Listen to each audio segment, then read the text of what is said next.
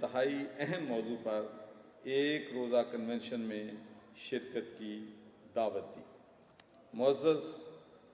خواتین و حضرات، پاکستان اپنی تاریخ کے ایک بہت ہی اہم دور سے گزر رہا ہے۔ بہت ساری کامیابیاں بھی اللہ کی مہربانی سے ہمیں حاصل ہوئی ہیں، اور ہمارے سامنے بہت سے چیلنجز بھی ہیں، اور ان چیلنجز پر قابو پائے بغیر ہم اپنا مستقبل جو ہے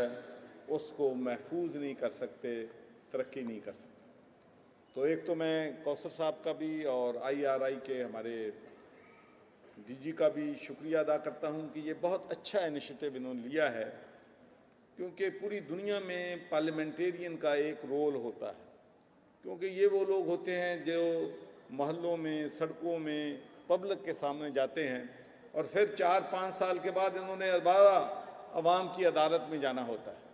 تو ان کی کمیونیکیشن جو ہے ہمیشہ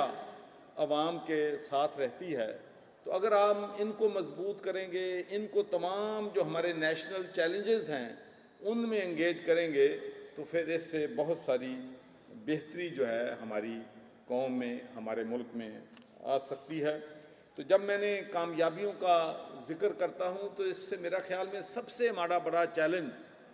ہمارے ملک کی تاریخ میں کووڈ-19 تھا، اور مجھے اچھی طرح یاد ہے کہ باہر کی دنیا جو ہے، جتنے بھی انٹرنیشنل آرگنائزیشنز ہیں، وہ پریڈکٹ کر رہے تھے کہ پاکستان میں 3 کروڑ لوگ جو ہیں کورونا سے متاثر ہوں گے، ہسپتالوں میں جگہ نہیں ہوگی، مریض فٹ پاتھوں پہ پڑے ہوں گے، ڈاکٹرز نہیں ہوں گے، نرسز نہیں ہوں گی، ہسپتال میں بیڈز نہیں ہوگی۔ لیکن اللہ تعالیٰ کے فضل و کرم سے ہماری قوم نے، ہماری خواتین نے، ہمارے ڈاکٹرز نے، ہماری نرسز نے، ہماری حکومتوں نے اور ہمارے رینجرز نے، افواج پاکستان نے، تمام نے ایک ٹیم بن کر کووڈ-19 کا مقابلہ کیا، اور ماشاءاللہ یہاں پر ہم کرونا کو کنٹین کرنے میں کامیاب ہو گئے ہیں۔ لیکن میں ایک درخواست ضرور کروں گا کہ خدا کے لیے اگلے 2-3 مہینے بھی ابھی چیلنجز ہیں، ابھی احتیاطی تدابیر جو ہیں ہمیں اختیار کرنا چاہیے تاکہ ہم کرونا پہ قابو جو ہے وہ پا سکیں۔ معزز خواتین و حضرات، ادارہ تحقیقات اسلامی کی کاوشوں سے تیار کیا گیا متفقہ قومی بیانیہ پیغام پاکستان اقوام عالم کی تاریخ میں ایک سنگ میل کی حیثیت رکھتا ہے۔ ایک باوقار اور عزت مند قوم ہونے کی حیثیت سے یہ متفقہ بیانیہ نہ صرف ہمارا لائحہ عمل ہے بلکہ قوموں کی برادری میں قابل فخر اعزاز بھی ہے۔ اور میں یہ بات آپ سے شیئر کرنا چاہتا ہوں کہ اس وقت پوری دنیا میں ایکسٹریمزم، انتہا پسندی کی لہر دوڑ رہی ہے۔ وہ قومیں جو اپنے آپ کو ترقی یافتہ کہلاتی تھیں، جو قومیں اپنے آپ کو ہیومن رائٹس کا چیمپئن کہتی تھیں، ڈیموکریسی کا چیمپئن کہتی تھیں، پیپلز رائٹس کی بات کرتے تھے، آج ہم ان کو میں دیکھ لیں کہ انتہا پسندی بڑھ رہی ہے۔ چاہے وہ یونائٹڈ اسٹیٹس آف امریکہ ہے، چاہے وہ یونائٹڈ کنگڈم ہے، یورپ ہے، وہاں پر جو اسلامہ فوبیا، اینٹی امیگریشن پالیسی، یہ ساری چیزیں وہاں الیکشن لڑنے کے لیے پاپولر سلوگن بن گئے ہیں۔ لیکن اللہ کے فضل و کرم سے میں اپنے علماء کرام کو بہت احترام کے ساتھ یہ مبارکباد دینا چاہتا ہوں، اور یہ بات میں دنیا میں بھی ریکارڈ پہ لانا چاہتا ہوں کہ انٹر فیتھ ہارمنی پہ جتنا کام پاکستان کا علماء کرام کر رہا ہے، دنیا میں کہیں یہ کام نہیں ہو۔ اور یہی وجہ ہے کہ ہم پہ مشکلات آتی ہیں۔ دیکھیں، جب میں برطانیہ میں تھا تو ہمارے لیے سب سے بڑا مشکل مسئلہ یہ ہوتا تھا، ہمیں اس سے بڑی دکھ ہوتا تھا، تکلیف ہوتی تھی کہ اگر ایک آدمی مسلمانوں میں جو انتہا پسند ہے یا جو بات کو سمجھتا نہیں ہے، وہ نادانی میں کوئی بات کر دیتا تھا تو اس کے سارے وہ مسلمانوں پہ شاپ لگا دیتے کہ سارے مسلمان ایسے ہیں، حالانکہ یہ ایک انڈیویجول کا فیل ہوتا تھا۔ تو یہاں پر بھی پاکستان میں محرم الحرام کے دوران یا جو بھی، اگر کوئی شیعہ 1% یا سنی یا وہابی یا دیوبندی یا اہل حدیث، ان میں ایک شخص اگر کوئی غلط بات کہہ دیتا ہے تو ہمیں اپنے آپ میں لڑائیاں نہیں ڈالنی چاہیے۔ ایک بات پہ جب میں نے علماء کرام کی میٹنگ برائی محرم الحرام کے بعد، بہت سیریس صورتحال بن گئی تھی، بڑی ٹینشن تھی، یہاں پر حالات خراب ہو سکتے تھے، تو میں نے تمام مکتبہ فکر کے علماء کرام کو بلایا اور میں آپ سے بات شیئر کرنا چاہتا ہوں کہ تمام اس بات پہ متفق تھے کہ اہل بیت، صحابہ کرام اور ازواج مطہرات کی کسی صورت میں بھی تنقید برداشت نہیں کی جائے گی۔ تو یہ سارا ہمارا مشترکہ فیصلہ ہے، اور یہ جو پیغام پاکستان ہے، میں سمجھتا ہوں کہ this can be role model for the world, لیکن بدقسمتی سے ہم اس پیغام کو پاکستان میں بھی نہیں عوام تک پہنچا سکے تو دنیا میں کیا پہنچا دیں۔ میں سمجھتا ہوں کہ یہ ایک ایسا ڈاکومنٹ ہے جو دوسروں کے لیے بھی مشعل راہ بن سکتا ہے، تو ہمیں اس ڈاکومنٹ کو نہ صرف اپنے فیوچر جنریشن کو، ان لوگوں کو بھی اس بارے میں بتانا چاہیے، بلکہ ہمیں کوشش کرنی چاہیے کہ ہم انٹرنیشنل جو ادارے ہیں ان کو بھی انگلش میں یا جو بھی وہاں کی زبانیں ہیں مختلف زبانوں میں اس کی ٹرانسلیشن کر کے دنیا کے دوسرے ملکوں تک بھی پہنچائیں۔ مجھے خوشی ہے کہ پنجاب میں امن و امان کو بہتر بنانے اور عوام الناس کو ممبران قومی و صوبائی اسمبلی کے ذریعے صحت مند سرگرمیوں میں شامل کرنے کے لیے ایک مربوط قومی ضابطہ اخلاق بنانے کے لیے آج کا کنونشن منعقد کیا جا رہا ہے۔ اس کنونشن میں ممبران اسمبلی کی آرا کی روشنی میں ایک ایسا لائحہ عمل ترتیب دیا جائے گا جو سماجی ہم آہنگی و فرقہ وارانہ کشیدگی کو ختم کرنے میں معاون ثابت ہوگا۔ ممبران پارلیمنٹ لوگوں کے بہت قریب ہوتے ہیں، وہ ان کو جانتے ہیں، ان کے دکھ سکھ میں شریک ہوتے ہیں، اس لیے ان کے ذریعے قومی بیانیہ کی اشاعت اور امن و امان کے قیام میں ان سے مدد لینا بہت مفید ہے۔ مجھے امید ہے کہ ان کوششوں کے ذریعے مذہبی رہنماؤں، خواتین اور نوجوانوں کو بھی بامقصد طریقوں سے امن و امان کے قیام کی سرگرمیوں میں شامل کیا جا سکتا ہے۔ تو جب میں یہ بات کر رہا ہوں کہ جو پولیٹیشنز ہیں، ممبرز آف قومی اسمبلی ہیں، یہ بہت اہم ہیں، لیکن میں یہ بات آج اکنالج کرنا چاہتا ہوں آپ سب کے سامنے کہ ہمارے جو علماء کرام ہیں وہ پولیٹیشن سے بھی اہم ہیں۔ میں سچی بات کہتا ہوں کہ اب صورتحال یہ ہو گئی ہے کہ جب پولیٹیشین کوئی میٹنگ کرنا چاہتا ہے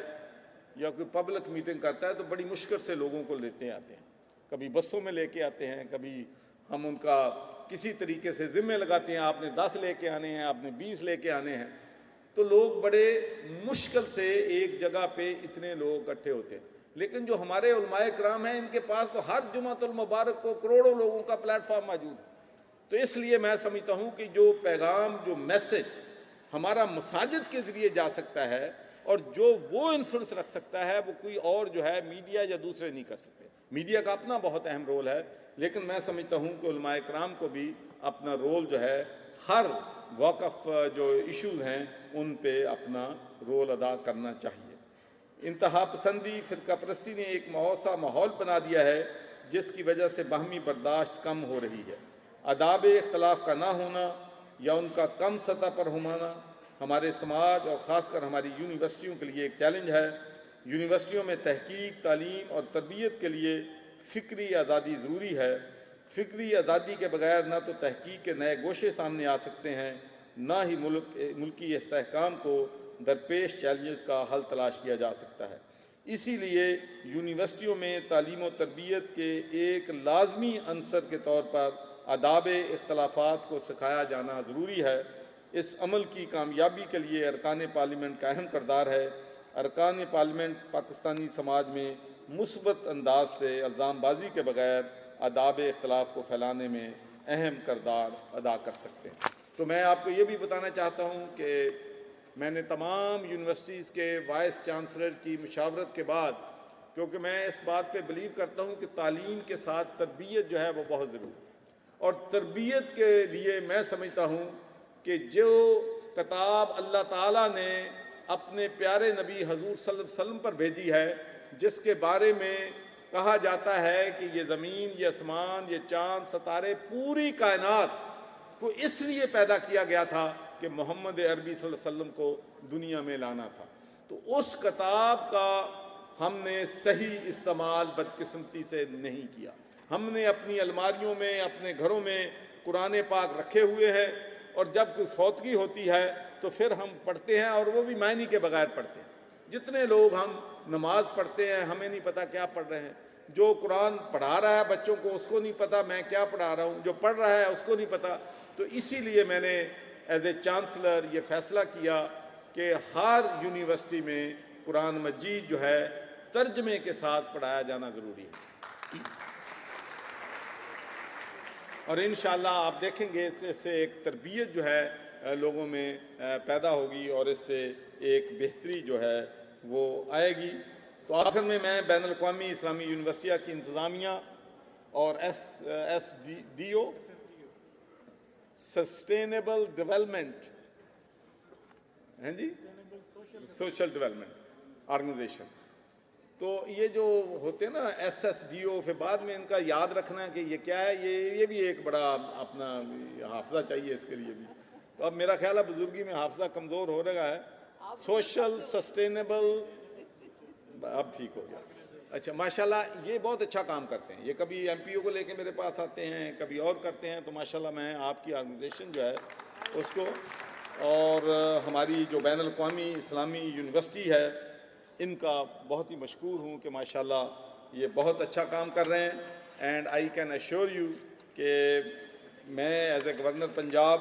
میرا تعاون جو ہے وہ آپ کے ساتھ ہے. اور مجھے بڑی آج خوشی ہوئی ہے جب میں نے ٹاپ ٹیبل کو دیکھا تو یہاں پر ماشاءاللہ خواتین کی تعداد جو ہے وہ مردوں کے مقابلے میں زیادہ ہے.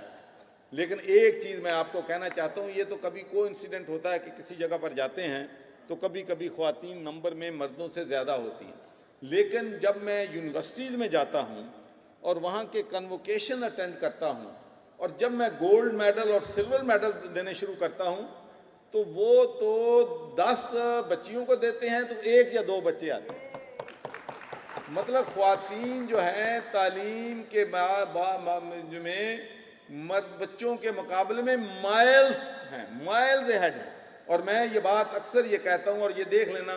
10 سال بعد میری یہ پریڈکشن ہے کہ پوری دنیا میں خواتین کو کوٹا ہوتا ہے، پازیٹیو ڈسکرمنیشن ہوتی ہے کہ ان کو کیسے مردوں کے مقابلے میں لایا جائے. تو پاکستان دنیا کا واحد ملک ہوگا جس میں میرے خیال میں مردوں کے لیے ہمیں کوٹے رکھنے پڑیں گے، جو حالات میں یونیورسٹی میں دیکھ رہا ہوں. تو آخر میں پھر آپ سب کا بہت ہی مشکور ہوں. اور ایک دوسرا میں آپ کا شکریہ اس لیے ادا کرتا ہوں کہ آپ نے ٹائم کی پابندی کی ہے. تو اکثر میں ہوتا ہے کہ مجھے کہتے ہیں جی 1:30 پہ آنا ہے یا 2 بجے آنا ہے. تو جب میرا سٹاف فون کرتا ہے خدا کے لیے ابھی نہ ہے، ابھی ہمارے بندے پورے نہیں ہوئے،